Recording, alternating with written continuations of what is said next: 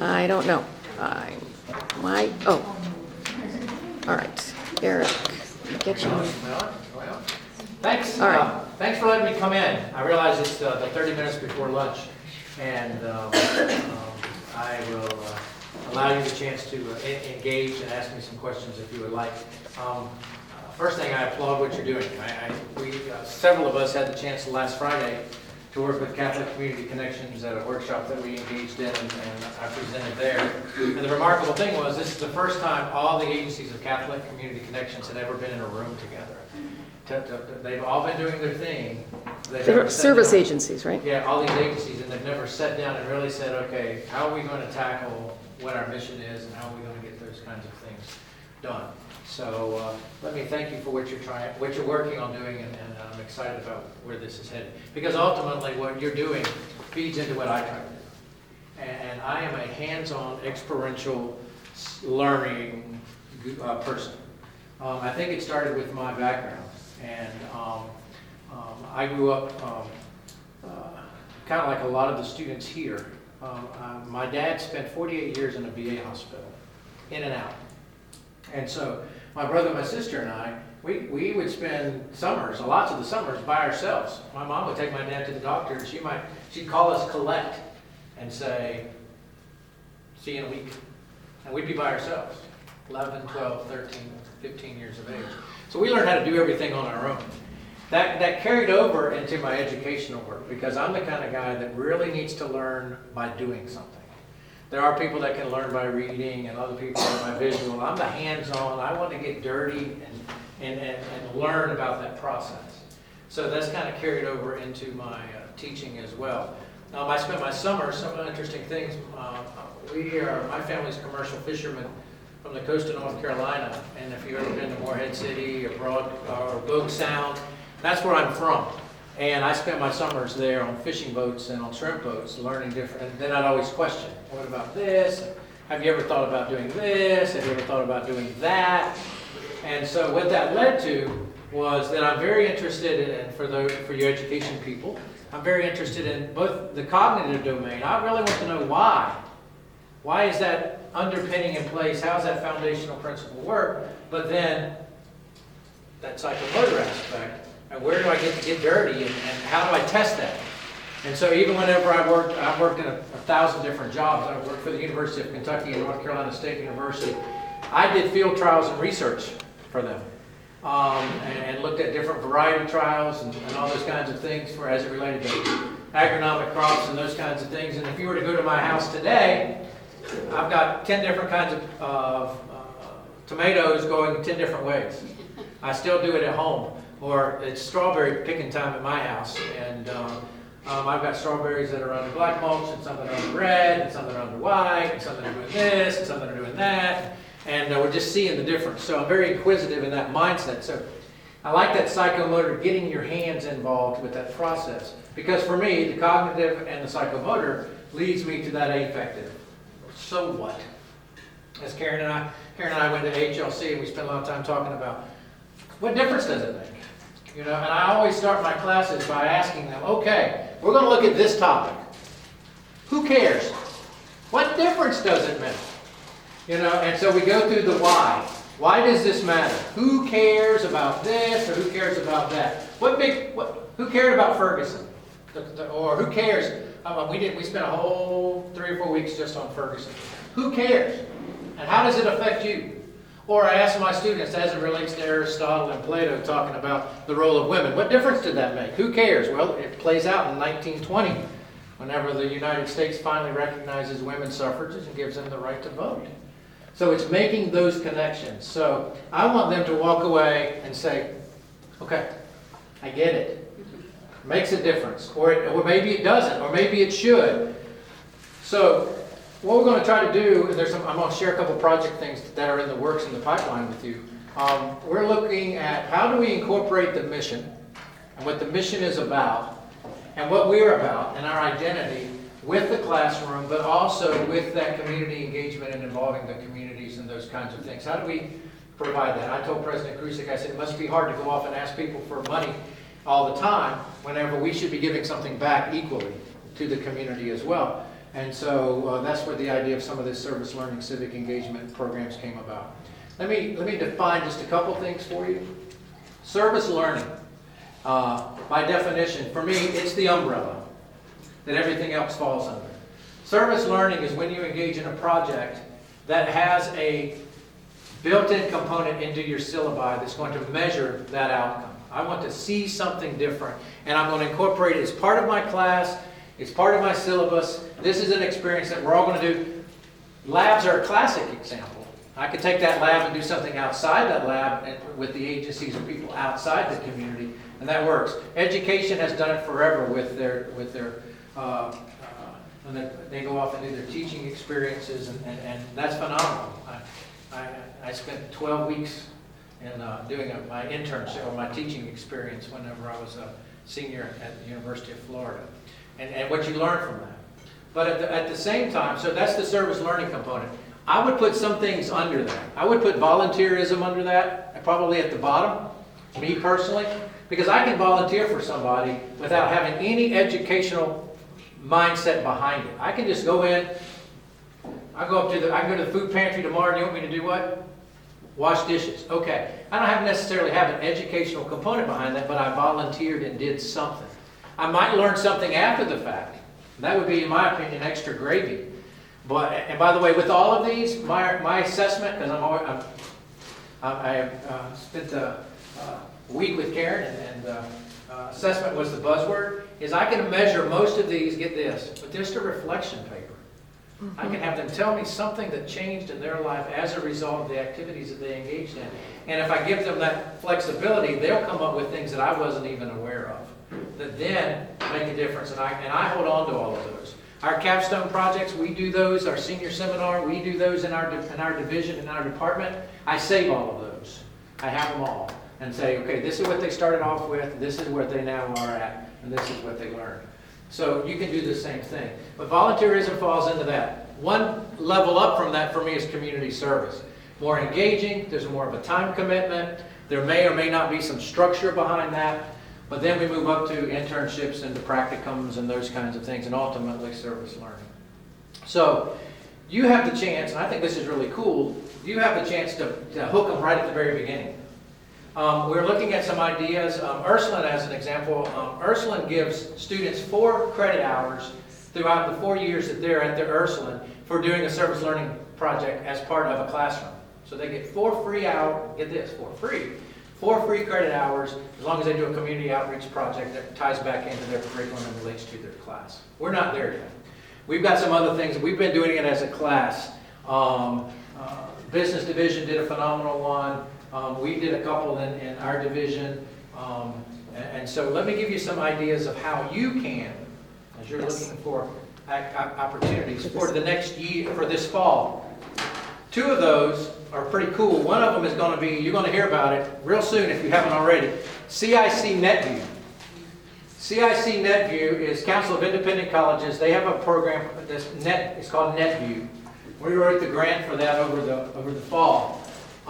That awarded us X amount of dollars, roughly about $75,000, for us to tackle the mission and to do things mission related that then can be measured and assessed that show that students are getting the mission. The mission of Notre Dame College? Mission of Notre Dame College, right. And from that standpoint, we tied a key buzzword in with them, which is this idea of principled entrepreneurship, which comes to us from the business sector, which says there are certain principles that I'm going to incorporate into my lifestyle that will carry, that's just how I'm going to act with people and how I'm going to act in my business. But that's what it's called. So I'm going to be civil. I'm going to have ethics. I'm going to be responsible. I'm going to do all of those things. Well, they gave us X amount of dollars to look at that process.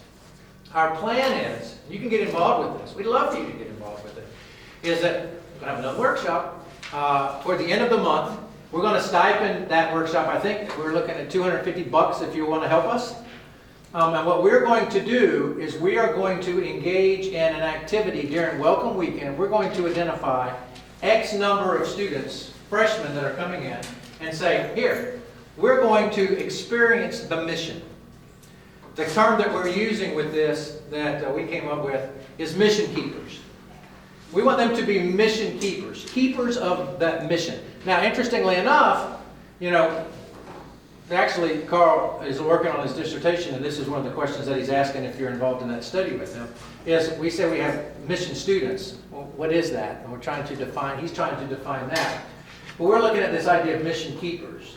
And so what's going to happen is whenever they first arrive, they will get a chance to engage in an activity, community service, service learning, if you tied it into your to your syllabus, volunteering, that teaches them about the mission of the college, gives them a chance to engage in the community, and then also they're going to, at the end, write a reflection on how that went. What's going to come from that is that they are going to then be asked to be mentors for the next group, the next year. And then that group, and so you see what happens over time, is that if everything goes well, by the time that they're seniors, we'll have a group at every level that's going to specifically look at being a mission keeper with that mindset of it's got to be hands-on, it's got to be experiential, we want to do something, we want to change something, and our primary way of measuring that will be that written reflection paper that can easily be written. And it can be one page, it can be a paragraph, it can be whatever. Then what that really does for us is it springboards us to be able to say, okay, they've had that experience as a freshman. How does that play into whenever they get to TH 450, PH 480? How does that tie into your classroom with them being able then to say, oh, I get this? Yeah. As an example, nursing does this stuff all the time. Mm-hmm. I mean, so this is a springboard that would lead right into that kind of stuff. Can you give some examples of what one first-year seminar class could do? Sure. As mission keeper. Yeah, let me run through a couple with you. We work real hard with the Cleveland Food Bank. We did the poverty simulation. I can set it up, and I'll be happy, let me back up. I'll be happy to help you with this in any way you want. Here's my deal. Got to give me a little bit of time. You can't be like my kids, I need something. When did you need it? Yesterday? But if you can give me some time, we'll help you come up with some of those activities and ideas. Let me give you an example of that. Cleveland Food Bank, we work a lot with them. They come in and they did the poverty simulation with us. I actually have a service learning class that looks at so here's how this class unfolds. We look at welfare politics and welfare policy. We look specifically as who gets welfare. By the way, Cleveland's second poorest city in the United States as far as welfare recipients are concerned. So one of the things that we do is they learn about the historical context of how welfare evolved from the poor laws to poor houses, to Great Society, to the New Deal, et cetera, et cetera. Then they learn where we presently are. Then they learn about who's recipients. And then they become actively engaged. My students in that class actually fill out a welfare SNAP application. They go through the process. They see, some of them will say, this is so confusing. What do they want? And I'm like, go ahead. I'm not going to help you. They actually do that. They go to a mobile food pantry, first as a recipient, but then secondly as a worker. They also do the poverty simulation for Leadership Cleveland. Then they come back, they do the reflection paper, and they talk about how this changed. What they viewed, how they viewed poverty, and understanding an appreciation for what poverty is and how I accomplished what I wanted to do. Plus I have the other stuff. So it's almost like 2 sections for me. We're doing a course in the fall that's going to look at contemporary problems that are affecting Cleveland. And they start with the letter H. And actually I've changed it. I've added the 4th H after our discussion last week, which means I've got to redo the syllabi. But we are looking at hunger. We're looking at housing. We're looking at water, H2O. And then we're looking at human trafficking. And so we have come up with activities for them to engage in 4-week increments that are going to teach them an understanding of how, hey, water quality, water is a problem in Cleveland. Go live in Toledo last summer, where you couldn't drink the water and you couldn't get access to water. Or the toll human trafficking plays in the Cleveland area as a pipeline from between Detroit and Canada and New York and et cetera. They're going to look at the hunger standpoint. So there's an activity. There are other opportunities ranging, if you're looking at everything from financing stuff. I've worked with Vinny, and we've got some opportunities for you. Want to take some students in to help some people. Business does that already, right? Business with the EITC workshop, which is phenomenal. There's a classic example of where students are doing service learning and But here's my answer for you. What's EITC, please? Earned income tax credit. They do the earned income tax credit workshop here on campus where they fill out the tax returns for individuals who qualify for EITC. So they get to experience it from that side. Here's what I would suggest to you. If you have an idea, run it by me. Send me an email. Or I think I want to try this. Then we'll be happy to try to work with you on that. I'll try to find something for you. I'm meeting with the RNC next week. Here they are, right? Republican National Convention group. They're looking for individuals, and it looks like because we're first in, we're going to get to be the provider of some students to do different things for them. Not endorsing RNC. Okay, I already had people say that. How in the world can you do that? It's easy. It's a chance for students to engage. Yes. That's my answer. I'm not asking them to adopt a philosophy, but I'm giving them, if anything, if they don't agree, then they get to see another side. They get to experience something. But everything from they need everybody to work from the standpoint of business and accounting, to writing PSAs, to helping with security, to helping with ushering people, all kinds of things. So that's farther down the pipe. But if you've got something, here's the dynamics. The dynamics are, chances are, this is what I run into when you do these activities. Time is of the essence because they're pulled in 500 different directions. I recognize that. And I came from a meeting with the athletics that we're looking at doing something with retention issues from our retention and persistence meeting for football players and those kinds of things when they first arrive. There seems to be a break there, or a chasm, or gorge, or whatever you want to call it. And the issue is they feel obligated that they're completely here to do A, and that would be athletics. And then academics sometimes becomes number 2, or whatever. So we've addressed a little bit of that, but at the same time, so some of your stuff may involve a Saturday.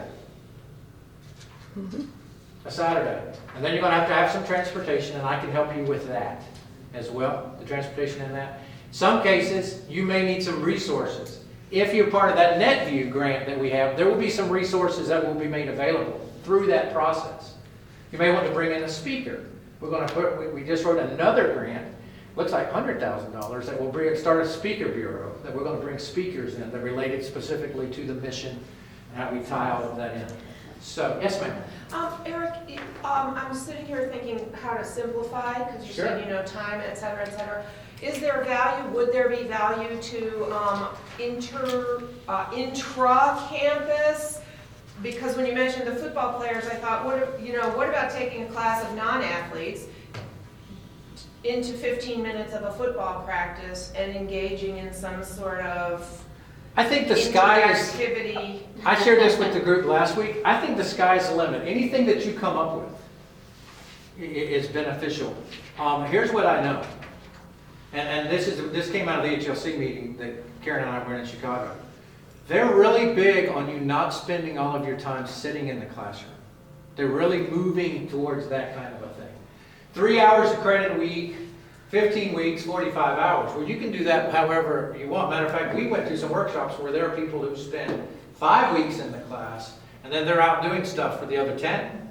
As long as they can assess it and have met their objectives. HLC is applauding that kind of creativity and different directions. So that's something to keep in mind as you do some of the other things. One of the best examples that I have, I think learning occurred, and Rachel can attest to this, is when we had Mr. Harper on here. The students that went out and they engaged, and they worked with the high school students, and they did some things. It was used as a recruitment tool, but also used as and then easily assessed in hindsight. Rachel, tell about your... What we do in my freshman seminar class is I have the students work with the city of South Euclid every fall for one class period. They clean up the community gardens in South Euclid. And it's actually one of our alum who's in charge of the community gardens. He founded the community gardens in South Euclid. So when they go to work with him, we just take the vans and we go up for one class period. He talks about how the community gardens give back to the community because all the food is distributed in South Euclid.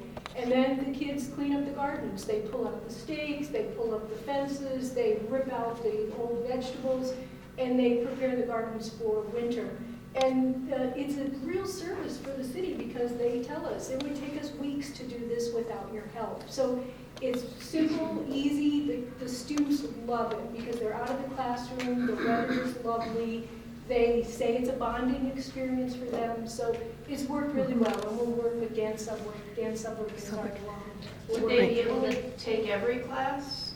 Would they have enough to do for everybody? I mean, we do 2 groups of about 18 to 20 students each, but I'll ask Dan, how many they can accommodate, or if there are other opportunities. Some of those things you might be able to do on campus. I mean, whenever I was at Mount Union and did the Service Learning First Year Experience program there, we did it in the fall and in the spring. And so we had students that did different things for us. As an example, in the spring there, guess who sets up and does everything, prepares the campus and everything for graduation? Students do. And man, they are just, it becomes almost like a war of who can do it the best. This group's responsible for this, this group's responsible for that. And that's the way, not only are they then vested in the college campus, but they're also vested in, okay, this is who, I'm giving something back. Yes. I'm engaging, I'm doing something here locally that's going to benefit other people. And in their case, the maintenance guys just love it to death. The global responsibility. We have in South Euclid many, 100 or more refugees from Nepal. They're living on my street on Plainfield. They're in the apartments on Green Road going down from Bluestone to Monticello. They are here permanently. They and Sister Rita Mary, who is the Bishop's Secretary for Immigration, is a sister of Notre Dame. She could work with you. Working with them, one of the women on my parish works trying to get them to find English tutors. So that's one thing that I think I want to get my class involved in, are the Nepalese people that live on my street. There's a Model UN work conference that's done here every spring. Now remember, this is a fall class. I know. And but that so Model UN contact right. that I have, he has speakers bureaus from almost every country. There's a speaker, in case you didn't know, there's a speakers bureau that addresses immigrants and immigrant populations and those kinds of things. You can bring one of those individuals, and all you got to do is reach out to them, and we have the connections that we can try to get them here if you'd be interested in doing something along those lines to learn about diversity, cultural diversity, and those kinds of things. So what I would challenge you to do is, if you're interested in trying to do that, here's what I also know. I know that information is retained whenever students get the chance to experience it. That's when you get it. I mean, even if you do it wrong, the hardest thing for me is I've been a club soccer coach for like 15 years, and they just called me the other day, yesterday, matter of fact, they're lobbying, you got to come back. I'm like, I'm retired, I'm not coming back. And they said, no, you got to come back. And my philosophy is I handle the ball and I say, now figure it out. I don't do a lot of coaching. I think that they need to figure it out, but I do engage in this, and I believe this wholeheartedly. Practice doesn't make perfect. Perfect practice makes perfect. You got to do it the right way. And so I engage them in some aspects, but in other aspects, I just kind of let them figure some of this stuff out on their own, and let them do that. So you can do that. But my challenge for you would be is to maybe meet with your group that first week, if that's possible, and say, Who do you mean by your group? I mean, your class? Whoever your class. Maybe let them come up with something that they're vested in from a list, and then get it to me, and I will try as best I can to try to help that come to fruition. Get them invested in it. It's easy for Jackie to say to me, you're going to go clean the garden. My response to you would be, I don't think so. And then this could be the source of your paper, the student's paper, reflective paper at the end. All right. Here's what I learned throughout. If you want it to fit, this, if and it then here's fits. where I applied it in the end. And that can be really simple. When I was at Mount Union, we had to do a summer reading book, and then every Monday we talked about the book chapter, and then they experienced something related to that chapter on Wednesday, and that's what the following Monday they had to bring in, here's what I learned that week. They had 10 reflection papers that they turned in. Wow. And ours was civility. That was our theme that year, that I coordinated it. It was civility, and so they learned about how to treat this person, and how to treat the professor, and how to act in the class, and what plagiarism does to you, and those kinds of different things. And so in the end, everybody had 10 papers that we had that we could use as documentation. But if you want to come up with something, or you got an idea, I get them all the time. And really interestingly enough, some of those ideas carry over into other things that then become big things. The Ferguson case, as an example, we talked about that. We recognized that there were some issues that needed to be addressed here. And we've gone off, and it looks like we got a $300,000 grant in the pipeline that's going to address some of those things. But it came about as a result of just sitting around the table and going, oh, what about this? So that would be what I would suggest to you, with the understanding that it's new, you're learning it as well as they are. And the cool thing for me is when you walk out, I do this all the time, I'm coaching or something, we lose, and I go, man, that was stupid. What was I thinking? Why did I put that kid there? That didn't work. So next time you learn. I'm not going to do it that way the next time. So that kind of stuff. But if you've got an idea, I'll help you with the transportation aspects. I think shuffling them around, as long as we know ahead of time. Yes, ma'am. And what's your email address, sir? My email address is Nixon, no, it's R. R. Matthews. R. Say it again. R. Matthews with 2 T's at NDC. He goes by Eric, but his first name is Matthew. Yeah, my dad was Ronald, and I was a junior, and in North Carolina, if you're a junior, guess what they call you? Junior. There's five of my cousins are all juniors, so they call junior. We didn't know. So my mom said, no, we're going to call him Eric. So Thank you very Yep, much. thank you. All right, Thanks. So Eric is our resident guru and resource person and strategy person for any kind of service learning and more active community engagement activity that you want to build into this class. Remember that you don't have to do everything that's here, but that could lead to the paper at the end, the project reflection paper. It doesn't have to be, shall I say, it can fit with your discipline, be discipline specific, be justice specific, be whatever specific you want. But that's, we're not going to get into any more detail with that because Eric he has to be in Columbus on Thursday. So at this point, lunch is set up, and we can talk about whether we want to send students to University Circle on their own.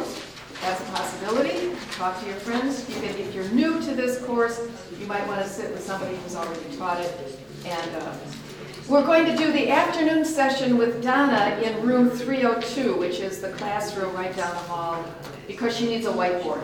So at 1 o'clock, please meet in 302 with your calculator. I have extras if you don't have a calculator. Great. Let's say a little prayer grace. Dear God, source of life, Father, Son, Spirit, the one who kisses, the one who is kissed, and the kiss, which is my favorite image of the Trinity. Thank you for this morning. Thank you for our colleagueship, and thank you for this good food that we have to share. Amen. Amen. Are you coming back here after 302? We're coming back here after 302, yes. Yes, but we'll spend that couple hours with Donna in 302.